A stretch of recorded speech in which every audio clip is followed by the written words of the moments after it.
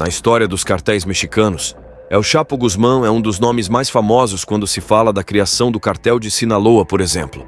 Mas o que muitos não sabem é que ele não foi o único fundador deste cartel. Existe um outro homem. Um homem que se encontra detido na prisão do Altiplano, no México, que poderia recuperar sua liberdade a qualquer momento. Ele não é um criminoso comum, e seus delitos excedem muito os encargos de roubo ou assassinato. Ele é um homem velho que um dia foi loiro, de olhos claros e olhar ameaçador quase sempre. Este homem, ao se olhar no espelho, vê as lembranças de um grande chefe do narcotráfico que perdeu toda a sua família da pior maneira que alguém possa imaginar, vítima da vingança de um cartel rival. Um homem que recebeu a cabeça de sua amada esposa em uma caixa de gelo perfeitamente conservada e um vídeo da execução de seus 2 filhos pelas mãos de sicários do inimigo. Estamos falando de Héctor Luis Palma Salazar, conhecido no submundo do crime como o Güero Palma. Teve uma vida própria de um filme de Hollywood, repleta de violência, intrigas, traições e tragédias românticas. O homem que começou sua carreira como guarda-costas e assassino sob as ordens do chefe dos chefes, mais tarde desafiou seu mentor e se juntou a El Chapo Guzmán para criar uma das organizações mais grandes do México, o Cartel de Sinaloa. A vida de Güero Palma, como a de outros narcotraficantes de alto calibre, é escura e misteriosa, e nesse caso o mito se mistura com a realidade. Sabemos que ele nasceu em Mocorito, a noroeste de Sinaloa, no dia 29 de abril de 1969. Sua infância, como a de outros jovens da região, esteve marcada por pobreza e violência dos narcos que reclamavam o controle da região norte do país. Um bastião para chegar aos Estados Unidos, uma verdadeira mina de ouro e cheio de excessos ocultos. Güero Palma começou sua vida no submundo do crime como ladrão de parque. Evidentemente, sua ambição não era de ser um simples ladrão. Foi daí que começou a trabalhar como um pequeno colaborador dos narcotraficantes e mais tarde se converteria em sicário. Líder de narcos dos anos 80, estamos falando do Cartel de Guadalajara. Como chefe de Sinaloa, o Güero foi executor de alguns sinistros massacres, como o ataque à discoteca Cristina, e lançou uma grande guerra contra o Cartel de Jalisco, comandado pelos irmãos Arellano Félix. No entanto, devido à sua traição, o Güero perderia tudo. Primeiro sua família e depois sua liberdade, após passar quase 30 anos na prisão, incluindo uma estadia de 10 anos em uma prisão nos Estados Unidos. Pode ser que este homem recupere sua liberdade e até mesmo volte às ruas com grande parte de seu poder intacto. O castigo de Héctor Luis Palma Salazar não foi menor. 30 anos na prisão, primeiro no México, depois em Atwater, nos Estados Unidos, e novamente em sua terra natal, na prisão do Altiplano. Mas o pior é que ele deve ter sido testemunha direta do horrível assassinato de sua esposa e de seus 2 filhos, como vingança por ter desafiado o chefe dos chefes e a família Arellano Félix ao tentar controlar as maiores rotas de tráfico no México.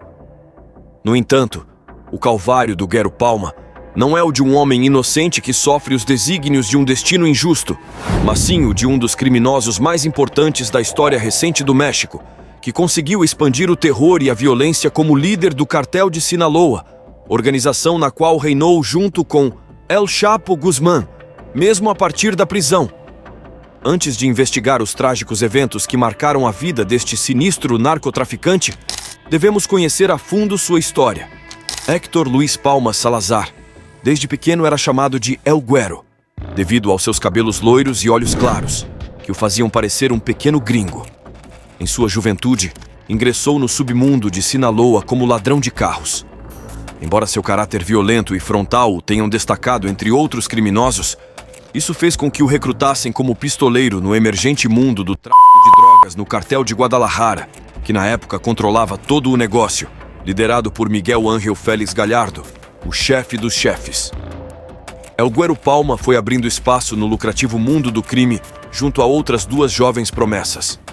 Abelardo El Lobito, também conhecido como Abelardo Retamosa Machado, e Joaquim El Chapo Guzmán.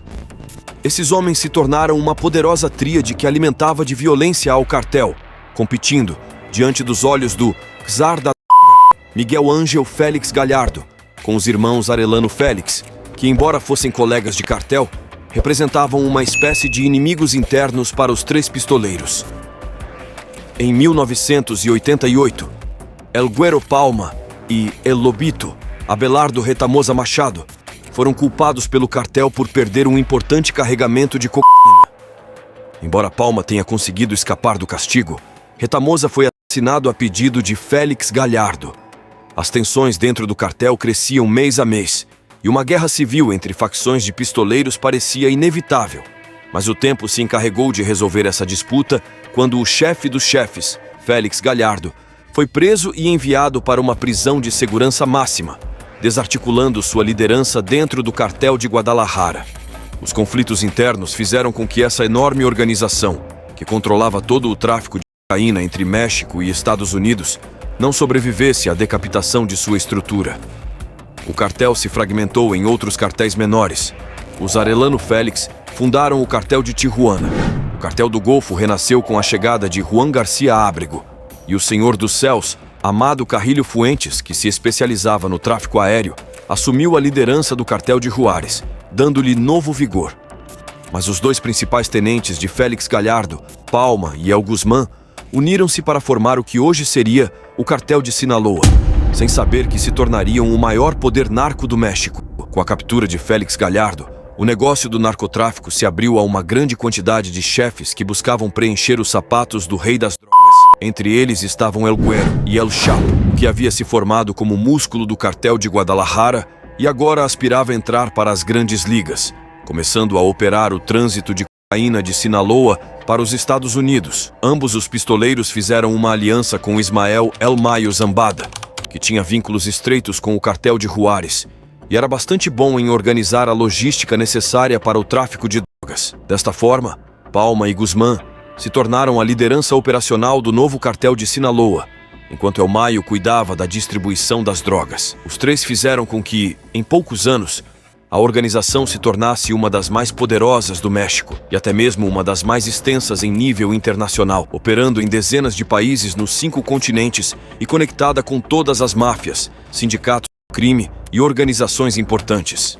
Individualmente, Palma foi responsável pela transferência de milhares de toneladas de drogas através da fronteira com os Estados Unidos e, além de seu importante papel no cartel de Sinaloa, em 1989, forjou uma aliança com o narcotráfico da Venezuela, quando conheceu um jovem criminoso venezuelano chamado Rafael Henrique Clavel Moreno, que saía com Minerva, a irmã do Güero Palma. Palma depositou muita confiança em Clavel e o integrou a seu círculo íntimo, sem saber que o venezuelano fazia parte de um sinistro trama de vingança que destruiria sua vida para sempre. Quando El Güero Palma e El Chapo Guzmán criaram o cartel de Sinaloa, ambos sabiam que essa decisão não seria gratuita, pois muitas pessoas buscavam suas cabeças. Embora El Chapo tivesse certa proteção por ser sobrinho de Pedro Avilés Pérez, a morte poderia chegar a qualquer momento. No entanto, nem esses brutais criminosos, acostumados a torturar e assassinar a sangue frio, podiam imaginar o golpe que Palma estava prestes a receber. Félix Gallardo, o chefe dos chefes, continuava a comandar parte do cartel de Guadalajara da prisão, embora perdendo poder frente ao cartel de Sinaloa. Os grandes concorrentes do Chapo e de Palma eram os irmãos Arellano Félix, que detinham boa parte das operações remanescentes de Guadalajara. Nesse contexto, El Güero abriu as portas de sua casa para seu sócio Rafael Henrique Clavel, sem saber que esse homem não estava interessado em sua irmã. Clavel, que era um sedutor da esposa de El Güero, Guadalupe, que já tinha pouco contato com o marido. 2 semanas depois de se conhecerem, o venezuelano convenceu a mulher de Palma a deixar seu marido e fugirem juntos com os 2 filhos de El Güero, Nathalie, de 4 anos, e Héctor, de 5 anos. Inacreditavelmente, Guadalupe aceitou a proposta e fugiu com Clavel para os Estados Unidos, levando as crianças. Mas uma vez que tivessem cruzado a fronteira, o venezuelano obrigou Guadalupe a sacar $2 milhões de uma das contas internacionais de Palma, e depois que a mulher o fez, a assassinou. Clavel captou a mulher, guardou sua cabeça em uma geladeira portátil e a enviou a Palma. Depois, raptou os 2 filhos de El Güero e os levou para a Venezuela, onde os jogou de cima de uma ponte, matando-os. Clavel filmou o brutal duplo infanticídio e enviou o vídeo para El Guero, para que ele testemunhasse a morte de sua descendência. El Guero ficou devastado pela situação e intuiu que Clavel não havia agido por conta própria, mas havia sido contratado para executar esse plano como vingança. Seus principais suspeitos foram seus maiores inimigos naquele momento. Félix Gallardo, que estava preso, mas continuava tendo poder fora da prisão, e os irmãos Arellano Félix. Mas Palma não ia ceder diante de tamanha brutalidade e também preparou sua própria vingança. Rafael Henrique Clavel foi preso em Caracas e julgado pelo assassinato das crianças. Algum tempo depois, ele seria assassinado dentro da prisão, em uma suposta tentativa de fuga que nunca foi esclarecida. Além desse assassinato, El Guero decidiu lançar uma violenta campanha contra seus rivais, Félix Gallardo e o cartel de Tijuana, a quem culpava pela morte de sua família. Assim, começaram uma série de ataques contra diferentes pessoas e estabelecimentos que operavam para essas organizações. Talvez o mais lembrado seja o massacre da discoteca Cristin. El Chapo Guzmán não deixou seu sócio El Guero Palma sozinho. Palma queria vingança, e El Chapo, que não era alheio à violência extrema, decidiu ajudá-lo. Ambos arquitetaram um plano para contra-atacar o cartel de Tijuana. El Mayo Zambada organizou uma reunião entre os líderes dos dois cartéis e escolheu a discoteca Cristin, em Puerto Vallarta, Jalisco, como local do encontro. Os irmãos Arellano Félix comprometeram-se a ir, e lá os de Sinaloa os atacariam. Em 8 de novembro de 1992, 25 sicários do cartel de Sinaloa, liderados por El Chapo Guzmán e El Guero Palma, invadiram a discoteca com o objetivo de assassinar Ramon e Francisco Javier Arellano, líderes do cartel de Tijuana. Assim, um intenso tiroteio aconteceu entre as duas facções, resultando em uma trágica soma de 6 mortos, embora os irmãos Arellano Félix tenham conseguido escapar do local. Nos anos seguintes, Palma lançaria mais ataques em vingança pela morte de sua mulher e filhos, resultando não apenas na morte de Clavel, mas também de seu advogado e pelo menos 9 parentes dos Arellano Félix, incluindo 3 crianças e vários cúmplices venezuelanos. Enquanto prosseguia com sua vingança, a carreira de Palma chegava ao fim. Ele continuou em seu papel de chefe dentro do cartel de Sinaloa, cooperando com El Chapo Guzmán, até que em 1995 sofreu um acidente aéreo. Palma sobreviveu ao acidente e supostamente assassinou o piloto e o copiloto em um ataque de fúria. O incidente chamou a atenção das autoridades mexicanas, permitindo que a polícia finalmente conseguisse prendê-lo. Palma foi encarcerado no México, mas posteriormente seria transferido para a prisão de Altimeter, nos Estados Unidos, onde permaneceu até 2016, quando foi enviado de volta ao México e realocado na prisão do Altiplano. Devido ao seu bom comportamento, sua pena foi reduzida, e em 2021 ele foi libertado. No entanto, ele foi preso novamente quase imediatamente por crimes passados.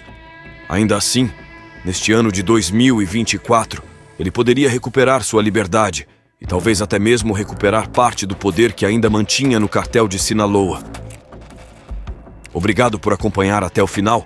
Não se esqueça de se inscrever e ativar o sino de notificações para não perder nossos próximos vídeos. Até a próxima!